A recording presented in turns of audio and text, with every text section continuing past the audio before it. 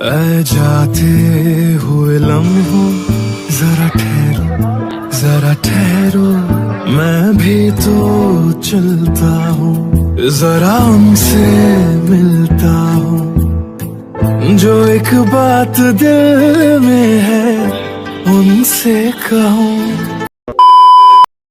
নমস্কার সকলকে শুভ সকাল জানিয়ে আমার নতুন আর একটা ভিডিও শুরু করছি। সকলে কেমন আছো?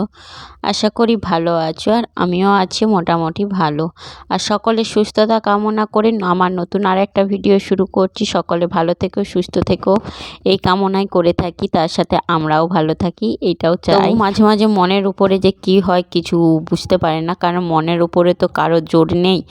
সমস্তটাই তোমাদের সাথে শেয়ার করব। তোমাদের সাথে কেন বললাম মনের উপর কারো জোর নেই, সেটাও তোমাদের সাথে শেয়ার করব।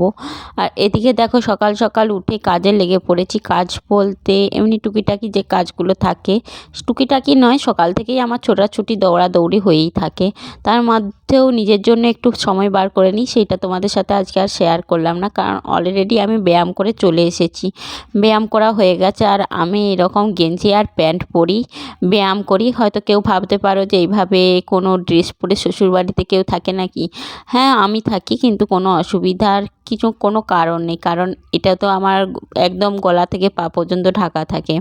কারণ আমি সকালবেলা ব্যায়াম করি, নাইটি বা চুড়িদার পরে তো আর ব্যায়াম করা সম্ভব নয়। তার জন্য এরকমই ড্রেস পরি, লেগিংস না হলে এরকম প্যান্ট পরি, ব্যায়াম করি। তারপর ব্যায়াম করেই সাথেই উপরের কাজগুলো যা থাকে আমি সেরে নিই, কারণ সকালের দিকটা বেশিরভাগই উপরের কাজটা আমি সারি আর মা নিচের কাজ সারে। আর নিচের কাজ সারার সময় ভিডিও খুব একটা বেশি করতে পারি না, কারণ আমার স্ট্যান্ডটা বেশিরভাগ সময় উপরেই থাকে। আর স্ট্যান্ডে লাগিয়ে যেহেতু ভিডিও বানাই, সেহেতু স্ট্যান্ডটা ওপর নিচ করা আমার পক্ষে সম্ভব হয়ে ওঠে না। তার জন্য যেখানে থাকে তখন সেখানেই করার চেষ্টা করি। আর ছোট যে সেলফি স্টিক স্ট্যান্ডটা আছে, সেইটাতে তো সব জায়গায় রাখা সম্ভব নয়, আর রাখলেও দেখা যায় না। তার জন্যে সবসময় নিচেতে রাখে ভিডিও বানানো যায় না, তাই উপরেই যখন কাজ করি বেশিরভাগ সময় সেটাই তোমাদের সাথে শেয়ার করি। দেখো তোমাদের সাথে বকর বকর করতে করতে মোটামুটি আমার বাড়ির কাজও প্রায় কমপ্লিট বলতে মোটামুটি চলছে আর কি। বিছানা টিছানাও বাগিয়ে নিয়েছি, আর এর আগের দিনে যে জামা কাপড়গুলো স্ট্যান্ডে লাগিয়ে রেখেছিলাম, মানে স্ট্যান্ডের মিলে রেখেছিলাম, সেইগুলোও তুলে নিয়ে রেখেছি। মানে মোটামুটি দেখলাম যে শুকিয়ে গেছে, ছেলের জিনিস আছে না।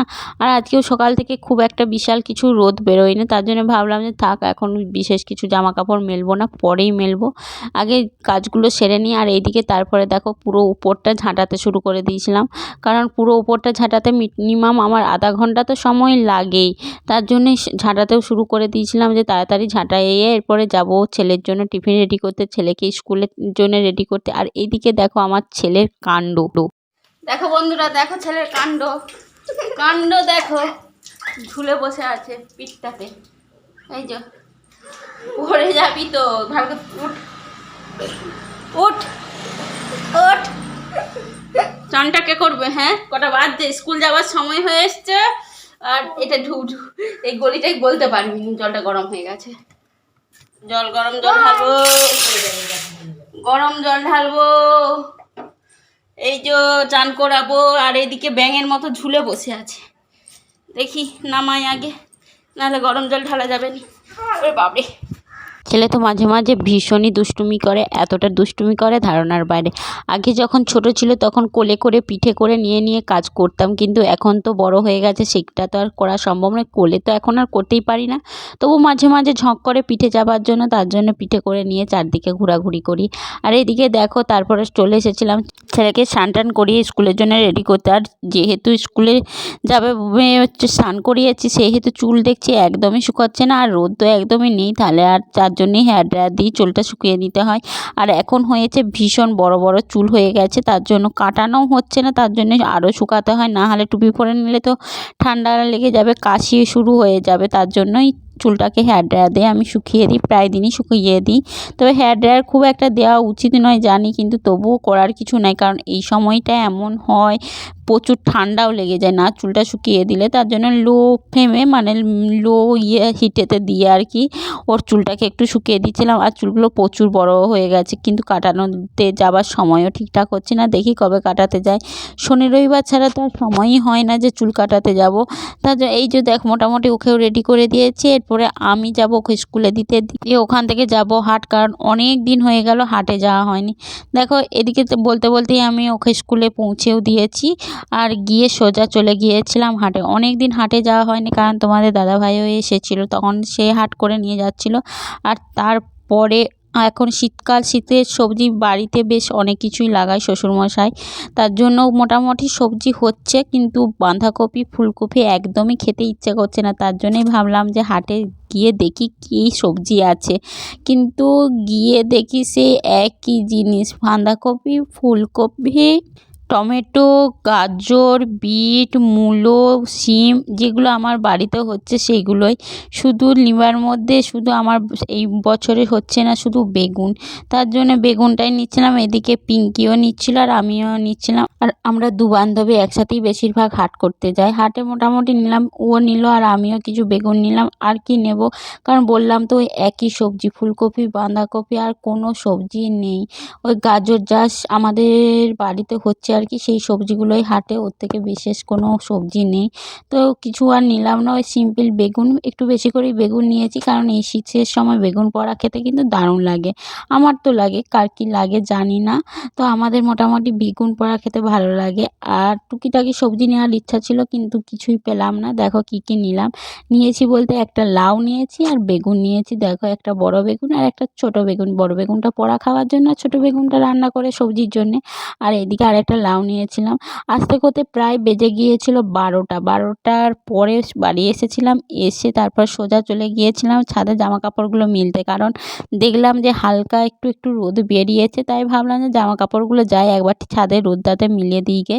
তার জন্যে জামা কাপড়গুলো সোজা মিলতে চলে এসেছিলাম। যা শুকালো সেটাই লাভ, কারণ এখন তো একদিন কাচলে 3 দিন ধরে শুকাতে হচ্ছে, আমাদের এইখানেতেই 3 দিন ধরে শুকাতে হচ্ছে, আর বাইরে তো বলার নয়। তো আর চলো তোমাদের সাথে শেয়ার করি কেন মনের ওপর কোনো জোর নেই, কারণ মন এমন একটা জিনিস তাকে বোঝা দুর্দায়, কারণ কোনো মানুষ তার নিজের মনকেই ঠিকঠাক বোঝে না, আর অপরের মনকে কী করে বুঝবে। আমাদের মন এখন একরকম পরে একরকম হয়ে যায়। এখন মনে হয় ভীষণ আনন্দে আছি, সবারই সাথে আছি, আবার পরবর্তী মুহূর্তে এমন কোনো কিছু চোখের সামনে দেখলাম বা কানে একটুখানি শুনলাম, সাথে সাথেই মন যেন কেমন করে।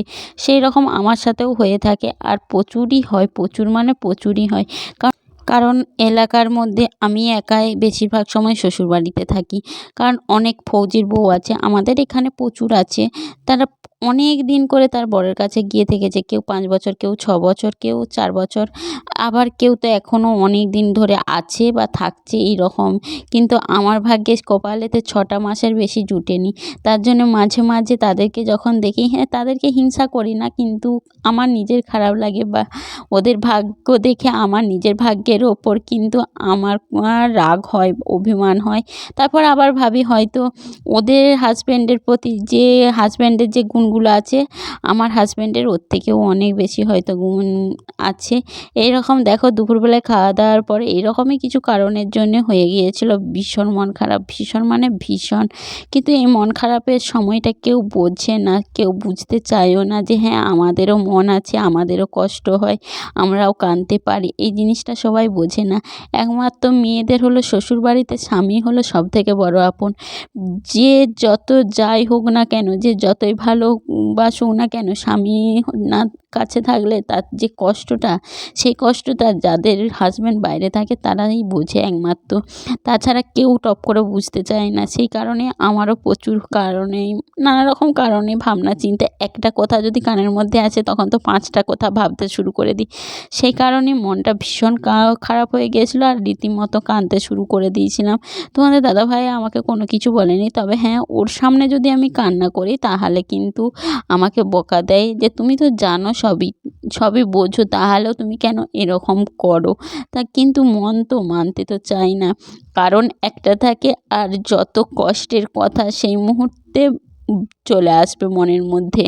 কিন্তু করার কিছু থাকে না, বুঝি সবই, কিন্তু সময়ের ওপরও আবার ছেড়েও দিই। কাঁদতে কাঁদতে মাঝে মাঝে নিজেই ভাবি যে না, কাঁদাটা ঠিক নয়, কিন্তু তবুও আবার মনও মানতে চায় না, চোখও শুনতে চায় না। সব দিক থেকে একটা যেমন অন্যরকম পরিস্থিতির সৃষ্টি হয়ে যায়।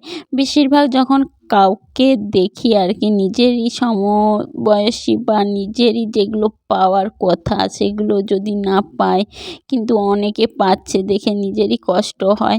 যাই হোক, দেখো মোটামুটি ছাদে বসেছিলাম, অনেকক্ষণ মন খারাপ করছিল, কিন্তু মন খারাপ করে বসে থাকলে তো আর চলবে না, কারণ সংসার আমার, জীবন আমার, ছেলে আমার, সমস্ত কিছুই আমার, তাহলে তো তাদেরকেও তো দেখতে হবে। বিকালবেলায় ছেলে ছিল ব্যায়ামের ক্লাস, মনটা ভীষণই খারাপ ছিল, কারণ যেদিনে মন খারাপ হয় সেদিনে যতই চেষ্টা করি যে মনটাকে ভালো রাখবো, কিন্তু রাখতে পারি না। কিন্তু তবুও কাজ করতে হয়, হাসি মুখেই করতে হয়, মন খারাপকে সরিয়ে রেখে হাসি মুখে করতে হয়। আর এদিকে দেখো বিকালবেলায় ছেলের ব্যায়াম ক্লাস আছে বলে আমি রেডি হচ্ছিলাম, ছেলেকে বললাম একটু ভিডিও করে দিতে, আর মরলি করছিল। সোজা চলে গিয়েছিলাম ছেলেকে ব্যায়ামের ক্লাসে দিতে, ব্যায়ামের ক্লাসে দিয়ে গিয়েছিলাম দেখো পেট্রোল পাম্পে তেল ভরতে, কারণ নিজেরা খাবো, গাড়িকে না খাওয়ালে হয়? নিজেরা 4 বেলা খাচ্ছি, না হলে গাড়িকে না খাওয়ালে কী করে চলবে? আর পেট্রোল পাম্পের চারদিকটা একটু দেখালাম, কারণ পিঙ্কি একটু ভিডিও করে দিয়েছিল। তারপর ব্যায়াম থেকে এসে দেখো আমি বসেছিলাম কফি আর অল্প 4টি মুড়ি নিয়ে, আর ছেলেকেও খাইয়ে দিয়েছিলাম অলরেডি মুড়ি।